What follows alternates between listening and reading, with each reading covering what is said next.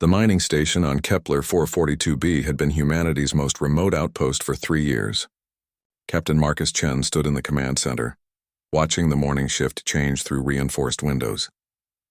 The red dwarf sun cast an orange glow across the rocky landscape, where his team of 47 soldiers maintained security for the civilian miners. Chen had served in conflicts across human space, but this assignment felt different, peaceful. His men had grown comfortable, perhaps too comfortable. They'd started families, made friends with the miners, even begun learning the local geology. Some talked about staying after their tour ended. The alert system shattered the morning calm with a piercing wail. Chen's communications officer, Lieutenant Sarah Park, looked up from her console with confusion replacing the casual smile she'd worn moments before.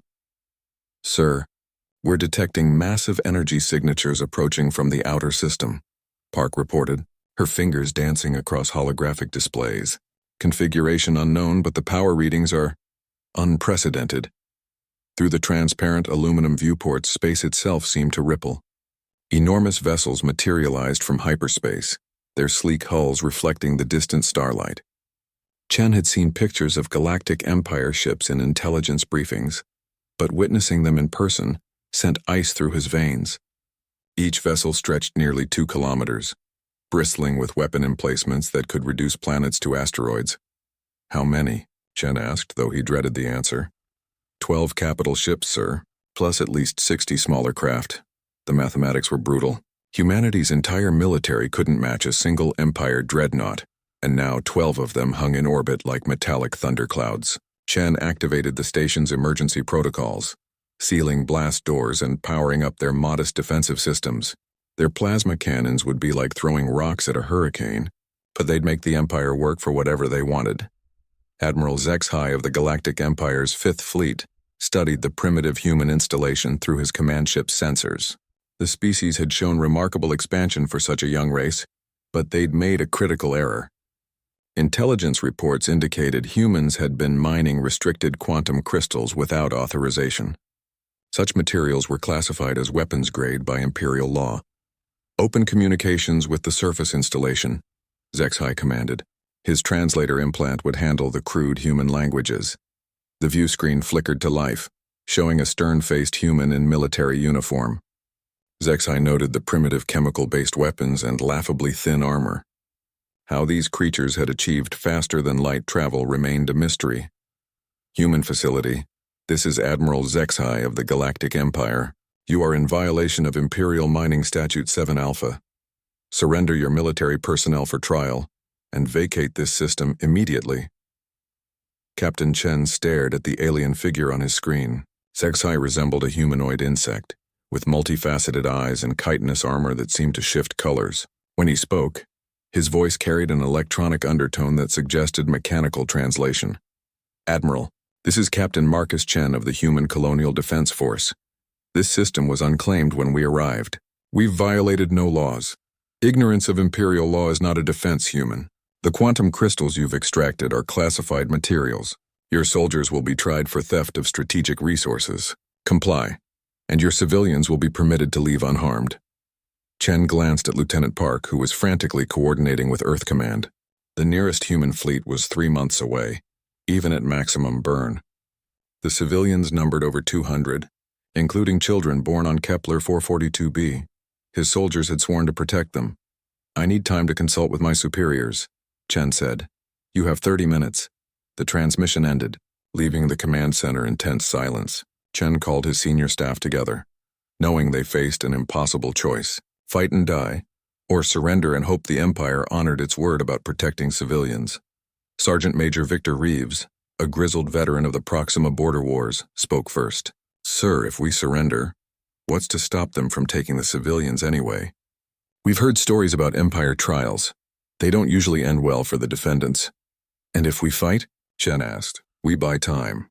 Maybe damage one of their ships. Show them humans don't break easily." Lieutenant Park pulled up tactical displays showing their defensive positions.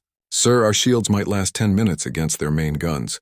The mining tunnels could protect some civilians, but they could just crack the planet open if they wanted," Chen finished. The debate raged for 25 minutes. Some argued for surrender. hoping imperial justice might show mercy.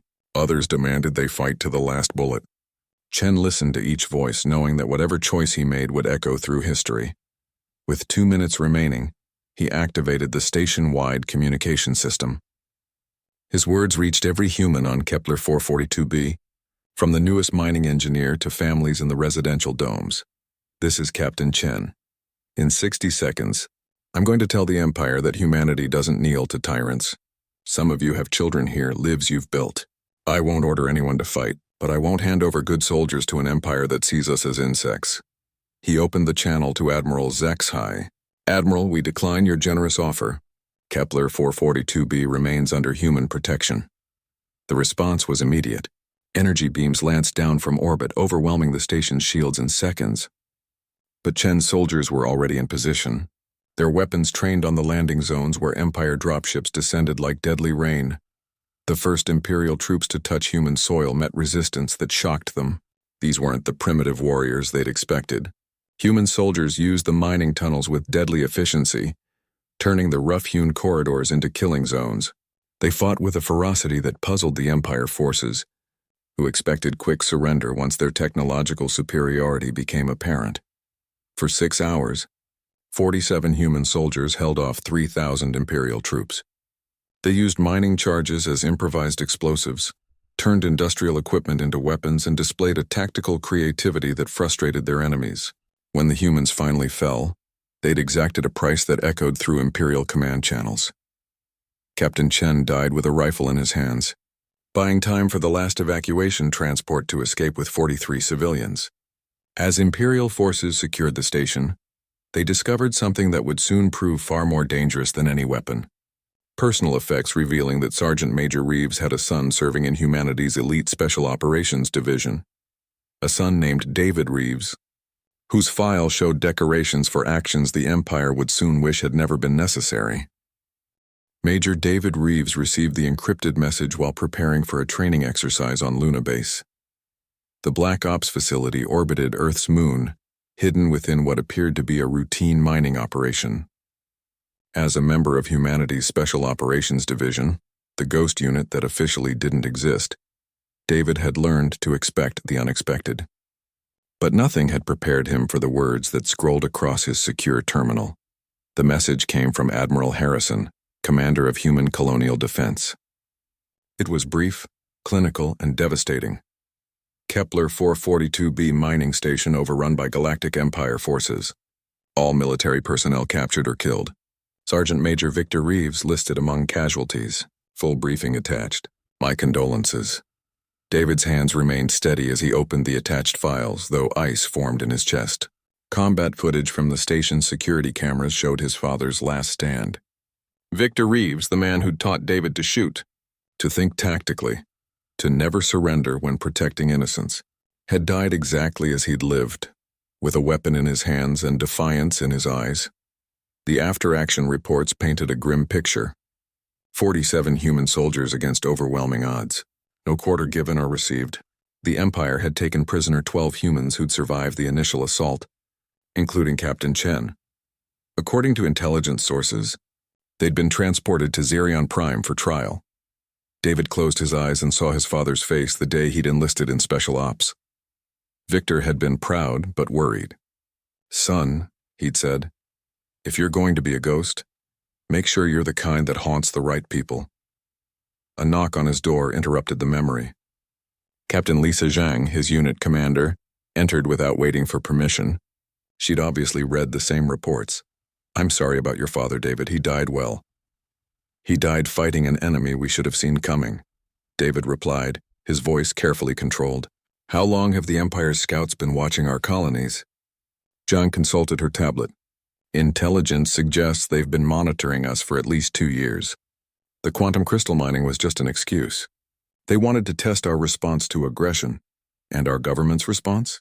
Diplomatic protests, economic sanctions, the usual political theater. Zhang's expression hardened. The Empire has agreed to allow neutral observers at the trials. Our people will get show trials before execution. David stood and walked to the viewport overlooking Luna's crater-marked surface. Earth hung in the black sky like a blue jewel, beautiful and fragile. Somewhere in the galaxy, 12 human soldiers sat in Empire cells, awaiting death for the crime of defending their people. What are my orders, Captain? Stand down, Grieve. Take leave if you need it. This is a political situation now. David turned back to face his commander. Lisa Zhang was a good officer, but she'd never understood that some situations transcended politics. And if I disagree with that assessment? Zhang studied his face with the careful attention of someone who'd worked with dangerous people for years. David's file listed 17 successful deep penetration missions behind enemy lines. He'd eliminated targets that conventional forces couldn't reach, gathered intelligence that had prevented 3 separate conflicts, and done it all while maintaining complete deniability for Earth's government. David, I know what you're thinking. Don't. We're not at war with the Empire yet. They took my father prisoner. They killed good soldiers. They're holding trials we both know are shams. David's voice remained level, but something in his eyes made Zhang step back. That sounds like war to me. It's a legal matter. It's a matter of honor. David moved to his equipment locker and began selecting items with practiced efficiency. Captain, I'm formally requesting immediate leave for personal reasons. Request denied. You're confined to base pending psychological evaluation. David paused in his packing. When he looked at Zhang again, she saw something that made her hand drift toward her sidearm. The man standing before her wasn't the disciplined soldier she'd known for 3 years. This was someone else entirely, someone who'd decided that rules only mattered when they protected the right people. Lisa, we've been friends for a long time. I respect you as an officer and trust you as a person, so I'm going to give you a choice. You can step aside and report that I overpowered you, or you can try to stop me and discover why the Empire should have left well enough alone. Zhang's hand froze on her weapon. David's reputation wasn't built on boasting or intimidation. When he spoke of violence, it was with the matter-of-fact tone of a craftsman discussing his tools. You'll start a war, she whispered. No. The Empire started a war when they touched my father. I'm just going to finish it. David sealed his equipment bag and activated his personal communicator. This is Ghost 7 requesting immediate extraction. Authorization code Alpha Omega 77. Zhang watched in growing alarm as David bypassed standard channels entirely. The response came from someone she didn't recognize, someone whose voice carried the flat authority of classified operations. Extraction confirmed, Ghost 7. Package delivery in 20 minutes. Safe travels. Who was that? Zhang demanded. People who understand that sometimes the mission comes before the orders. David shouldered his bag and moved toward the door. Lisa, for your own protection, wait 30 minutes before reporting this conversation. That will give me time to disappear completely. David, please. Think about what you're doing. One man against the Galactic Empire? It's suicide. He paused at the threshold and looked back with something that might have been a smile. You're right. One man against the Empire would be suicide. Good thing I'm not planning to fight fair. 20 minutes later, an unmarked cargo shuttle docked with Luna Base. Security cameras mysteriously malfunctioned during the brief contact, and when they came back online, Major David Reeves had vanished as thoroughly as smoke. 3 days passed before anyone realized he'd also taken weapons and equipment that officially didn't exist. By then, he was already 3 systems away, moving through a network of contacts that operated in the shadows between human space and the broader galaxy. The man who'd once been David Reeves, son and soldier, had died with his father on Kepler 442b. What remained was something far more dangerous, a ghost with a mission and no intention of stopping, until every human prisoner was free or every empire ship was burning wreckage. Admiral Zexhai would soon learn that humans could be much more than primitives with chemical weapons. They could be nightmares made manifest, especially when someone they loved was threatened. The trading station at Nexus Point existed in the gray space between empires. Here, smugglers, mercenaries, and information brokers conducted business that more civilized worlds preferred to ignore. David Reeves had spent the past 2 weeks building relationships in this shadow economy, using connections that stretched back to his earliest special ops missions. He sat in the back corner of Malachi's cantina, nursing a drink that could dissolve starship hull plating while studying the holographic display projected from his modified datapad. The intelligence he'd purchased painted a detailed picture of Empire transportation routes, security protocols, and most importantly, the schedule for prisoner transports from Zarian Prime. You're planning something that will get us all killed, said Korash, the Vegan mercenary who'd become David's primary contact. The reptilian humanoid had scars across his scaled hide that told stories of violent encounters across known space. The Empire doesn't forgive. They don't forget. You hit them and they'll glass every human world they can find. David looked up from his planning. That assumes they can trace it back to humanity. What if they couldn't? Impossible. DNA traces, technology signatures, witness reports. All worthless if the attack doesn't look human. David activated a different hologram, showing the modified armor and weapons he'd been assembling. To casual observation, they'd appear to be surplus Caltheran military equipment. The Caltherans had been extinct for 50 years, victims of their own civil war. Sometimes the best way to hide is in plain sight. Korash studied the display with professional interest. Caltheran gear won't fool detailed analysis. Their weapon signatures are in every database, but initial reports will blame them, and by the time the truth emerges, it won't matter. David manipulated the hologram to show a prison transport ship. The Xerian route uses the same flight path every time. 3 light cruisers escorting 1 prisoner transport. They're confident in their superiority. They should be. Those cruisers can vaporize anything within 10 light seconds, assuming they see it coming. David highlighted a section of the route that passed through the Kepler belt, a region of asteroids and electromagnetic interference. What if their sensors were compromised? What if they faced an enemy that didn't play by their rules? Over the following days, David assembled his strike team with careful precision. Not mercenaries, they were too unreliable and too likely to talk when captured. Instead, he recruited individuals with personal grievances against the Empire. Kira Voss, whose mining colony had been relocated to make room for an Empire military base. Thane Murdoch, a former corporate security chief whose company had been dissolved for refusing to share technology with Empire authorities. Marcus Blackwood, a freelance engineer whose sister had disappeared during Empire negotiations. With her research team, each recruit believed they were working for a Caltheran resistance cell that had somehow survived their species extinction.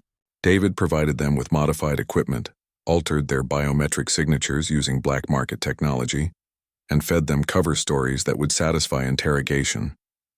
If captured, they'd genuinely believe they were fighting for a dead species' final revenge.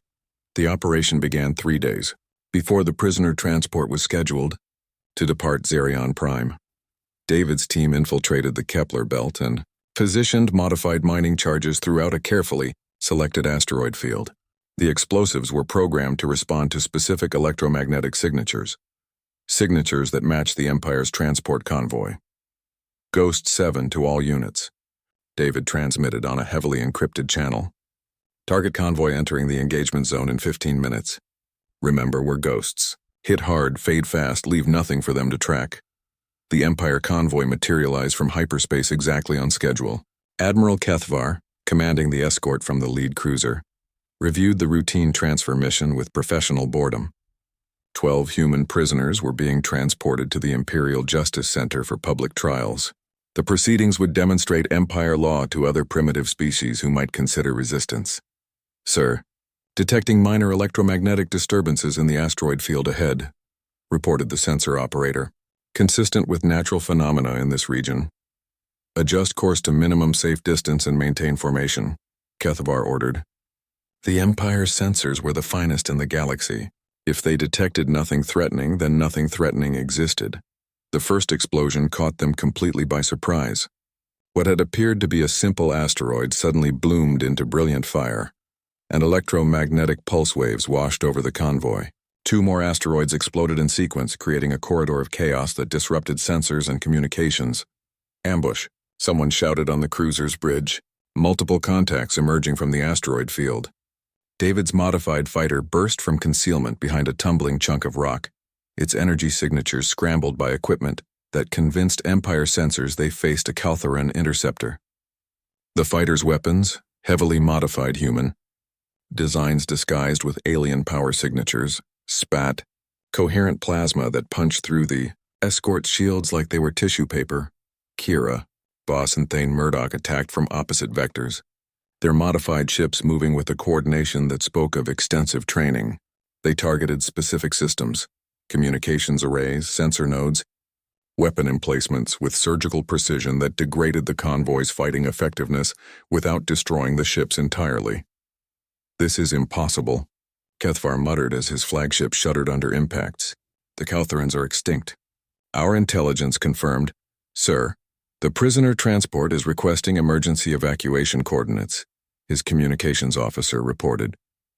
"They're taking heavy damage." David's voice cut across the chaos, transmitted on open channels in perfectly spoken Caltharan. The language was extinct, but Empire translation systems still recognized it. "Imperial murderers, you will pay for your crimes against the peaceful worlds. Today, the dead rise to claim justice." The transport ship's captain, watching his escorts fail to protect him, made a desperate decision. He activated the ship's emergency protocol, jettisoning 12 escape pods toward the nearest inhabitable system. If the prisoners died in space, at least they wouldn't provide propaganda victories for these ghost attackers. David saw the escape pods launching and smiled behind his modified helmet. "All units, primary objective achieved. Execute withdrawal plan Omega." The 3 modified fighters vanished into the asteroid field as suddenly as they'd appeared, leaving behind electromagnetic signatures that confused pursuit efforts.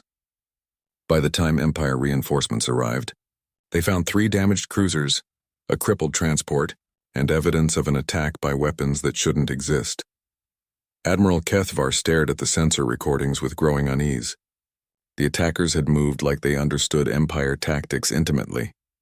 Their weapons showed design principles that no known species possessed. And their timing had been perfect, almost like they'd known exactly when and where the convoy would be vulnerable. "Sir, shall we pursue the escape pods?" his tactical officer asked. "Negative. Priority 1 transmission to Imperial Command. We have a situation that requires immediate investigation." Light years away, David guided his fighter toward a rendezvous point where 12 human escape pods were broadcasting distress signals. His father's fellow prisoners were about to discover that someone remembered their sacrifice, and that sometimes ghosts could be more effective than entire fleets. The Empire had just received its first lesson in why humanity had survived every threat their hostile galaxy had thrown at them. They were about to learn many more. High Admiral Vexthane studied the intelligence reports with growing alarm.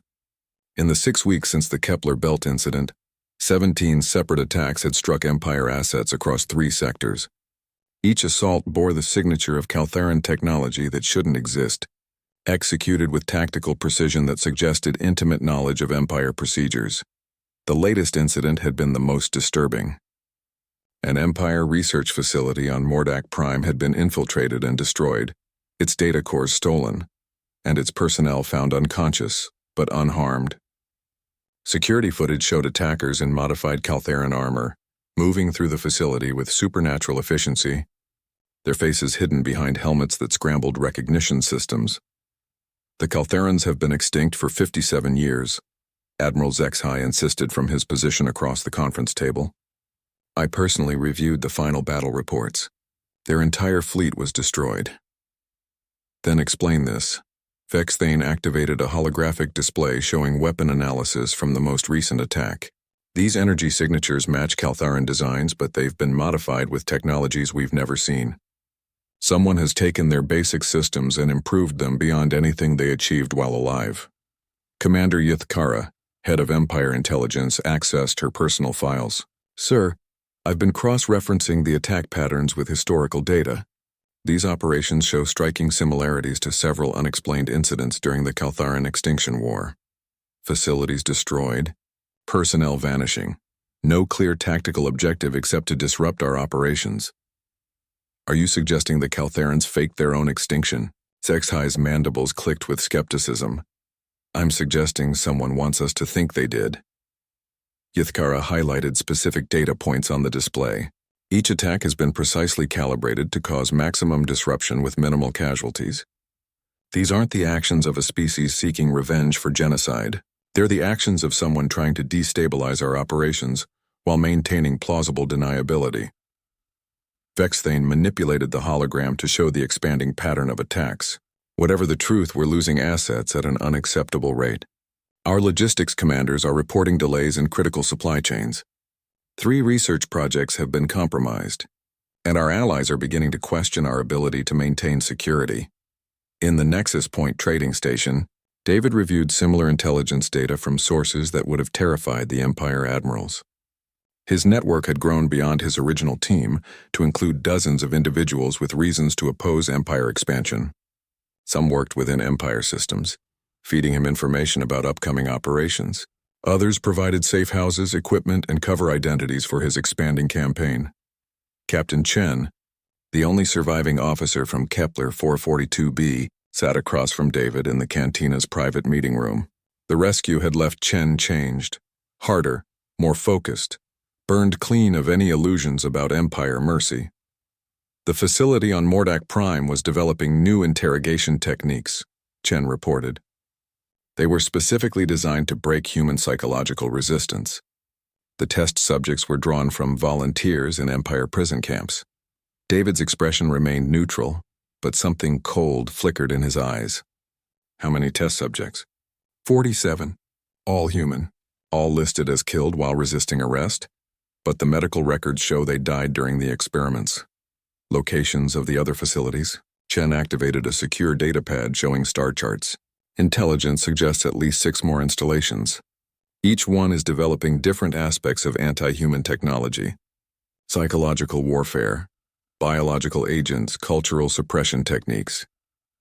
David studied the data with the focused attention of a predator planning his next hunt. The Empire wasn't just expanding into human space. They were preparing to systematically dismantle human civilization. The arrests at Kepler 442b had been a test, a way to gauge human responses and develop countermeasures. We need to accelerate the timeline, David decided. Each facility we leave operational gives them more data about human weaknesses. David, we're already operating beyond sustainable limits, warned Kira Voss from her position monitoring communications. The Empire is starting to deploy countermeasures specifically designed for our attack patterns. They've increased patrol frequencies, improved sensor networks, and begun using unpredictable routing for sensitive operations. Good, David replied. That means we're forcing them to waste resources on defensive measures. Every ship they assign to convoy protection is one they can't use for expansion. Thane Murdoch looked up from the technical schematics he'd been reviewing.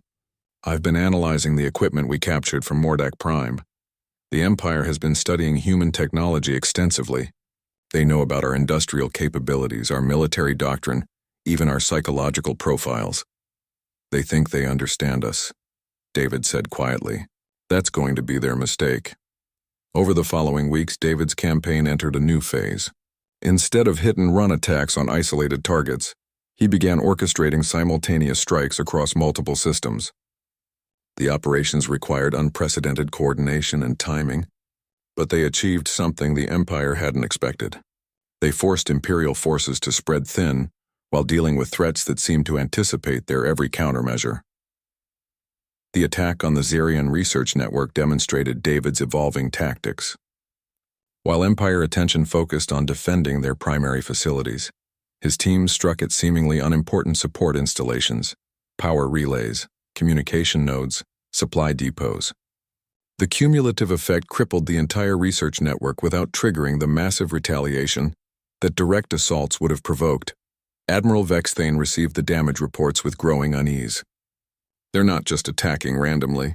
They understand our infrastructure better than most of our own commanders.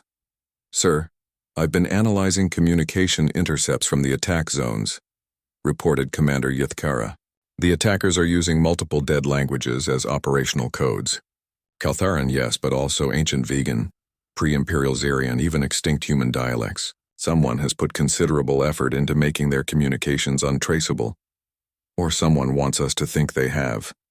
Vexthane mused. What if we're facing a new kind of enemy entirely? One that's learned from every species we've conquered? The question hung in the air as the admirals contemplated an uncomfortable possibility.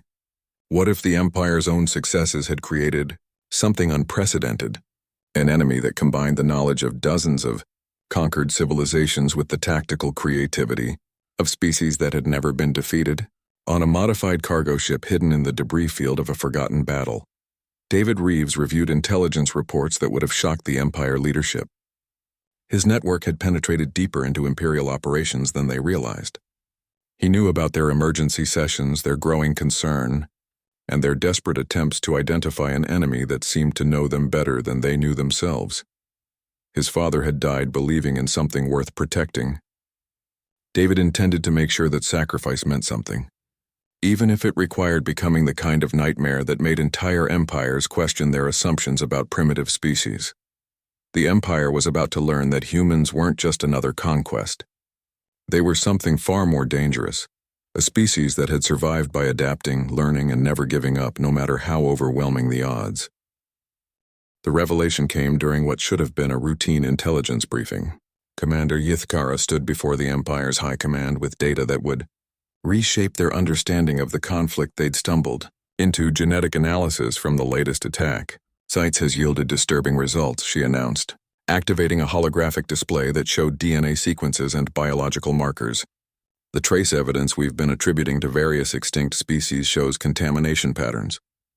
Someone has been deliberately seeding attack sites with false biological signatures. High Admiral Vexthane leaned forward in his command chair. Clarify your meaning, Commander. Sir, the Caltheran DNA we've been finding isn't from living Caltherans. It's synthetic, manufactured to specific parameters that would fool our standard analysis protocols. The same applies to the Vegan traces, the Zerian genetic markers, even the extinct human subspecies signatures we detected at 3 separate incidents. Admiral Zexhi's compound eyes widened as the implications became clear. You're saying someone has been deliberately creating false evidence to confuse our investigation? Worse than that, sir. Someone has been creating false evidence that they knew would confuse our investigation. They understand our analysis procedures intimately enough to craft biological signatures that would pass our first-level screening, but fail under detailed examination. The conference room fell silent as the assembled admirals contemplated this information. Vexthane manipulated the holographic display to show the timeline of attacks, each incident now highlighted with its true biological signature. What do the authentic genetic traces tell us? He asked. Yithkara's expression grew grim. Human, sir. Every single attack shows human genetic signatures when analyzed to molecular level. But not just any humans. These traces show modifications that suggest extensive genetic optimization. Impossible, declared Admiral Korthuma, head of the Empire's Biological Warfare Division. Humans are a primitive species. Their genetic technology is centuries behind ours. That's what we assumed, Yithkara replied. But analysis of captured equipment tells a different story. The technology we've been calling modified Caltheran actually represents human engineering that's been disguised to appear alien. The base systems are human, enhanced with principles borrowed from multiple species. She activated a new display showing technical schematics. Look at this weapon signature analysis. The core energy matrix is human plasma technology, but it's been modified with vegan focusing crystals, Caltheran power regulation systems, and enhancement technologies we've never seen before. Vexthane studied the data with growing alarm. You're telling us that humans have somehow acquired and integrated technologies from species across the galaxy? Not acquired, sir. Developed. Intelligence analysis suggests these enhancements represent original human research that builds on principles they've observed from other species. They're not copying technology. They're improving it. Admiral Zexhi activated his personal communication system. Get me all intelligence files on human military capabilities. Cross-reference with every species interaction we have on record. The files that appeared painted a picture that none of the admirals had considered. Humans had been encountered by dozens of Empire species over the past century, usually as traders, diplomats, or research partners. Each interaction had been classified as harmless contact with a primitive species seeking to learn from their superiors. They weren't primitive, Vexthane realized with dawning horror. They were studying us. Commander Yithkara nodded grimly. Every diplomatic contact, every trade agreement, every research partnership was an intelligence-gathering operation. Humans have been systematically studying Empire technology, tactics, and weaknesses for over 50 years. She highlighted specific incidents in the historical data. The human research expedition that visited Calthera Prime 3 years before their extinction war. The human cultural exchange program with the Vegan Republic 6 months before we absorbed their territory. The human medical mission to Zerion space 2 weeks before we implemented their containment protocols. They were learning how we destroy civilizations, Admiral Korthuma whispered, and developing countermeasures, Yithkara confirmed. Sir, I believe we're facing an enemy that has been preparing for conflict with the Empire since their first contact with our subject species. They've had decades to study our methods and develop responses. The communication system chimed with an incoming priority transmission. Admiral Vexthane accepted the call and the holographic image of Fleet Admiral Draktar appeared. His usually composed features showed signs of strain. Vexthane, we have a crisis developing in the Outer Rim territories. The human attacks have triggered something we didn't anticipate. Explain. 17 subject species have begun independent resistance operations. They're using tactics and technologies that mirror the human attacks, but they're targeting our administrative infrastructure rather than military assets. Vexthane felt ice form in his chest. The humans aren't just attacking us.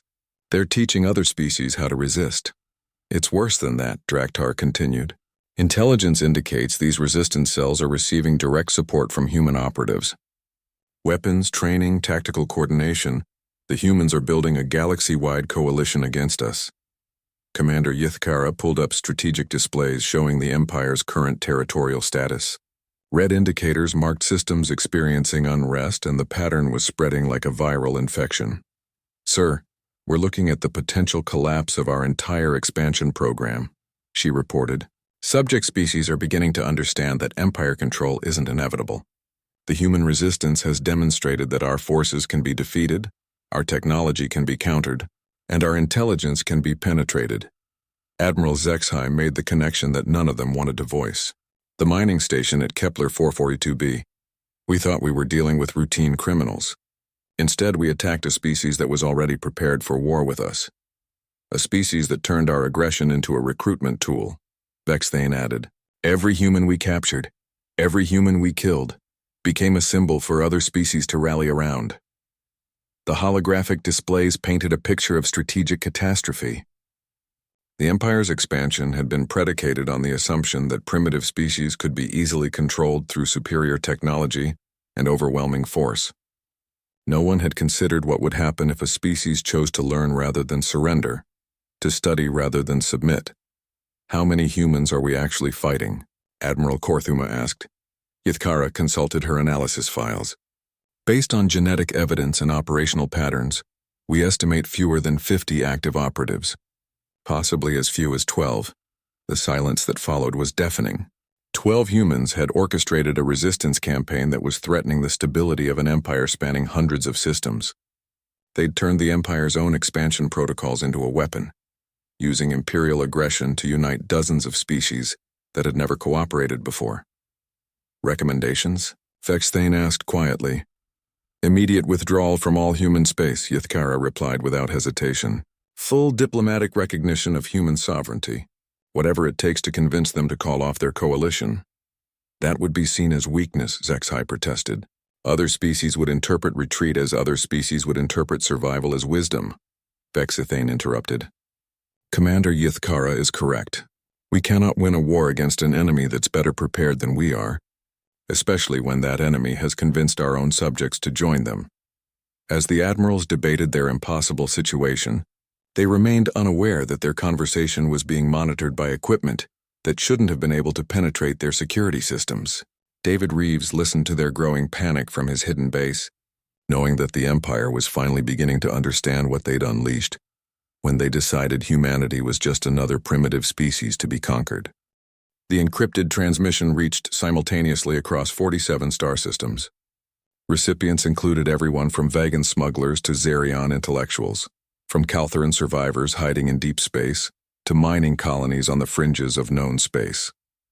The message was simple, broadcast in dozens of languages, but its implications would reshape the galaxy. This is David Reeves of the Human Special Operations Division. The Empire believes that primitive species exist to serve their expansion. They're wrong. Today we prove that cooperation is stronger than conquest, that intelligence defeats arrogance, and that even the mightiest empire can fall when free beings stand together. Attached to the message were complete technical specifications for modified weapons, shield generators, and communication systems.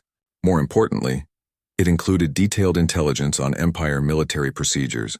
administrative protocols, and strategic weaknesses that had been gathered through months of infiltration and observation. On Vega Prime, former Admiral Corandath studied the human intelligence data with amazement. His people had resisted Empire annexation for 3 years before superior technology forced their surrender. Now he held information that could turn the tide of any engagement with Imperial forces. The humans have identified critical vulnerabilities in our orbital defense systems, he told the gathered Vegan resistance leaders. Systems the Empire forced us to install when they took control. We can turn their own security protocols against them. Similar conversations were occurring across dozens of worlds. Species that had been subjects of the Empire for decades suddenly possessed the knowledge they needed to strike back effectively. More importantly, they had proof that the Empire could be beaten by beings they dismissed as inferior. David coordinated the uprising from a modified cargo vessel hidden in the asteroid field of a destroyed system. His ship had become the communications hub for a resistance network that spanned hundreds of light years.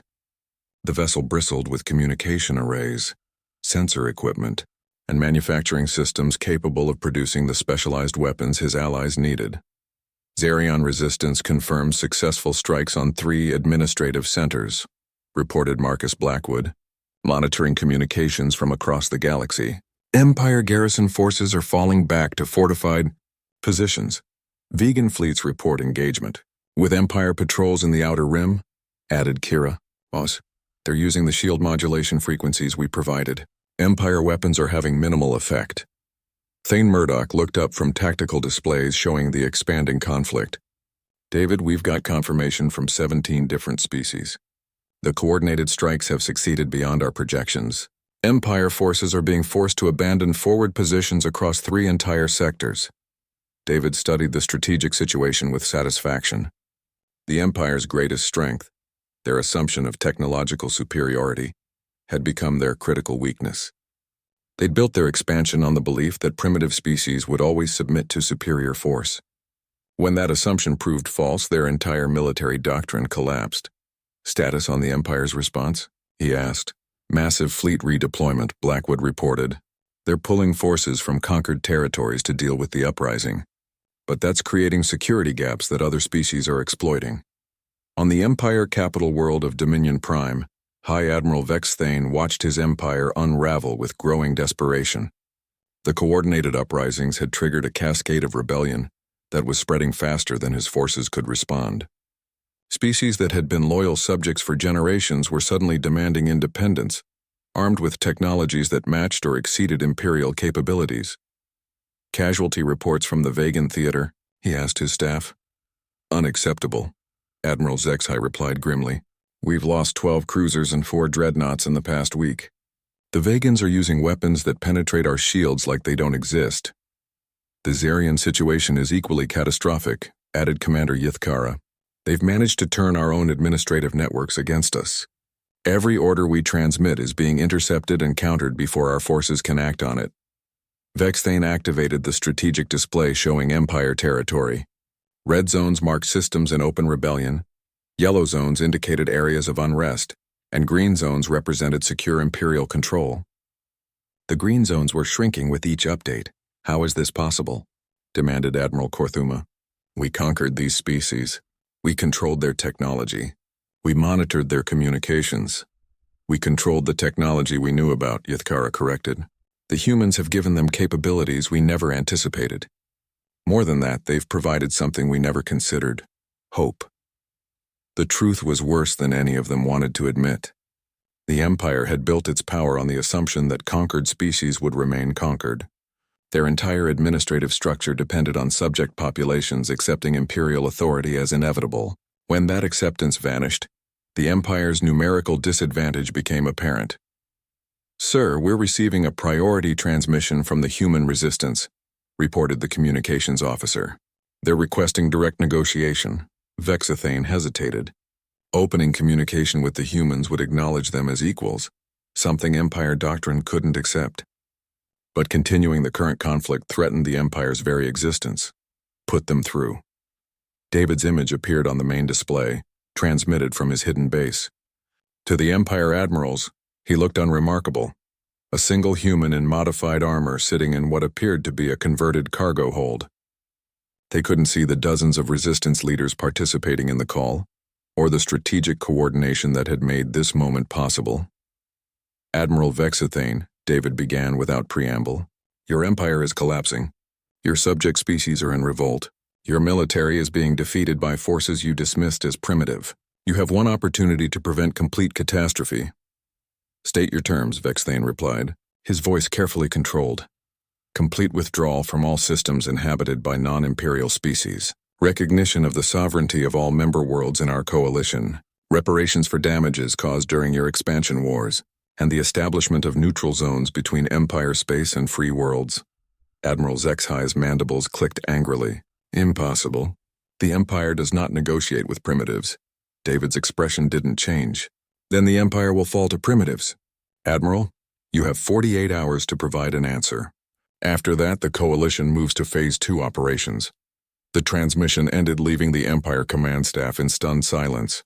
Vexathane stared at the blank display, knowing that rejecting the human terms would mean continued conflict with an enemy that had already proven capable of defeating Imperial forces. "What are Phase 2 operations?" Korthuma asked quietly. Yithkara consulted her intelligence files. "Unknown, sir, but based on their previous pattern of escalation, I would estimate direct attacks on Imperial core worlds." The realization hung in the air like poison. The Empire faced a choice between acknowledging defeat or watching their civilization be systematically dismantled by species they'd considered insignificant. Either option meant the end of Imperial expansion and the fundamental assumptions that had driven their society for millennia. Across the galaxy, resistance forces prepared for the Empire's response. They'd learned from the humans that victory didn't require superior technology or overwhelming numbers. It required preparation, coordination, and the absolute refusal to accept defeat. The Empire was about to discover that when you underestimate someone's son, you don't just face one angry human. You face everyone that human can convince to stand with him. And in a galaxy full of species tired of serving someone else's empire, that turned out to be a very large number indeed. The 48-hour deadline expired with no response from the Empire. David Reeves stood in the command center of his hidden base, surrounded by holographic displays showing fleet positions across 3 sectors. Representatives from 17 species participated in the conference. Call that would determine the galaxy's future. Empire forces have not withdrawn from any contested systems, reported Admiral Korhendath from Vega Prime. Their fleets are actually reinforcing positions around core worlds. Zarian intelligence confirms massive troop movements toward the Imperial capital, added resistance leader Yithsara. They're preparing for a siege rather than negotiation. David studied the tactical displays with the focused attention that had made him one of humanity's most effective special operators. The Empire's response told him everything he needed to know about their leadership. They'd chosen pride over survival, expansion over existence. All Coalition forces, this is Ghost 7 authorizing Phase 2 operations. Execute Independence Protocol. Show them what free beings can accomplish when they work together. The coordinated assault that followed would be studied by military historians for generations. 17 species launched simultaneous attacks on Empire positions, using tactics that combined the best elements of each civilization's military traditions. Vegan fleet formations provided devastating firepower. Zirian electronic warfare disabled Empire communications. Caltheron survivors contributed stealth technology that made entire fleets invisible to Imperial sensors. But the most devastating weapon in the Coalition arsenal was information. David had spent months mapping the Empire's command structure, identifying critical decision points and developing psychological profiles of key leaders. When the attacks began, they targeted not just military assets but the Empire's ability to coordinate responses. High Admiral Vexathane watched his strategic display in growing horror as red indicators spread across the holographic representation of Imperial space. Empire fleets found themselves fighting enemies that anticipated their every move, countered their every tactic, and struck at vulnerabilities they didn't know they possessed. "Sir, the Outer Rim garrison reports complete communication breakdown," his staff officer announced. "They're fighting blind against enemies that seem to know their positions in real time." The core world defensive grid has been compromised, added another officer. Someone has accessed our primary tactical networks and is feeding our deployment data to coalition forces.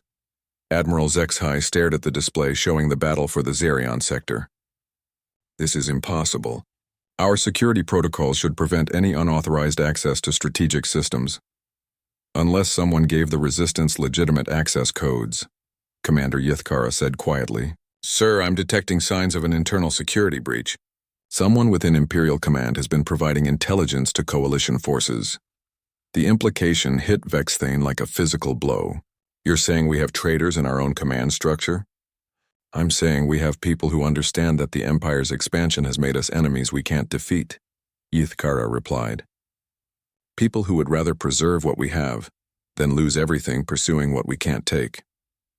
The revelation came in the form of a priority transmission from Admiral Draktar, commanding the Core World Defense Fleet.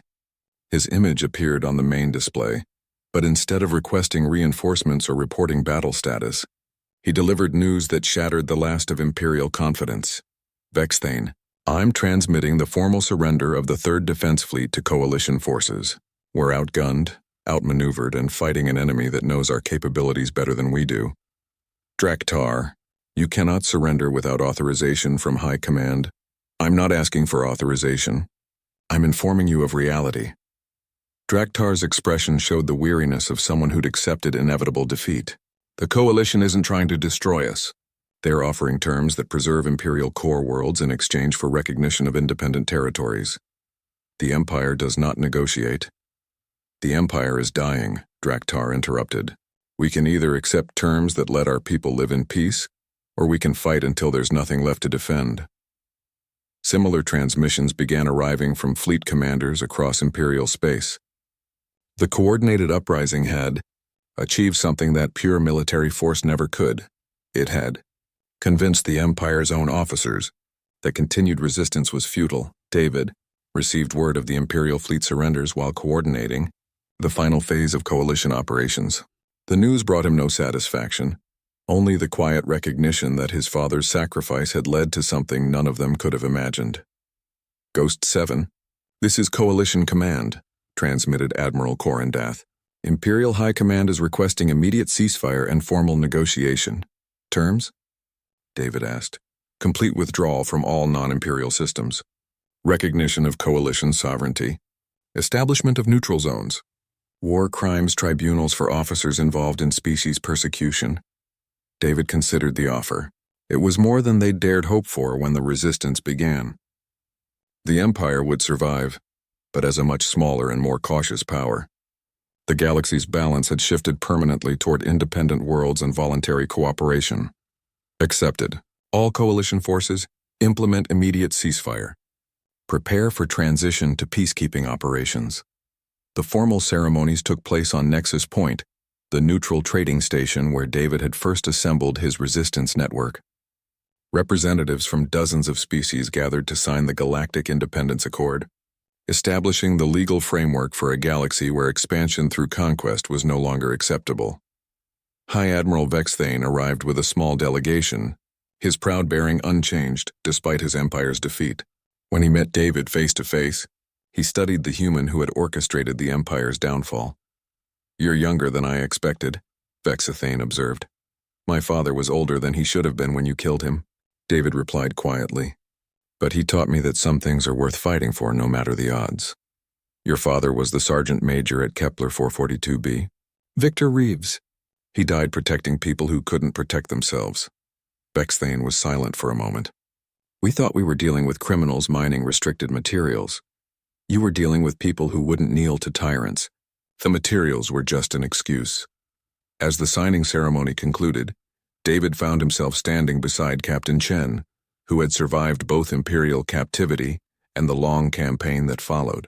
The older officer looked out at the assembled representatives with something approaching wonder. Your father would be proud, Chen said quietly. 47 soldiers held a mining station for 6 hours. Their sons and daughters held a galaxy for 6 months. David nodded, watching as former enemies worked together to establish the frameworks for lasting peace. The Empire's expansion had ended not through superior force, but through the simple recognition that free beings could accomplish more together than any conqueror could achieve alone. The galaxy had learned a lesson that would echo through the ages. Never underestimate someone's son, especially when that someone died protecting the principles that free civilizations are built on. Because that son might just convince everyone else that those principles are worth fighting for too. And in a galaxy full of species who'd been waiting for someone to prove that empires could fall, that turned out to be the most dangerous weapon of all.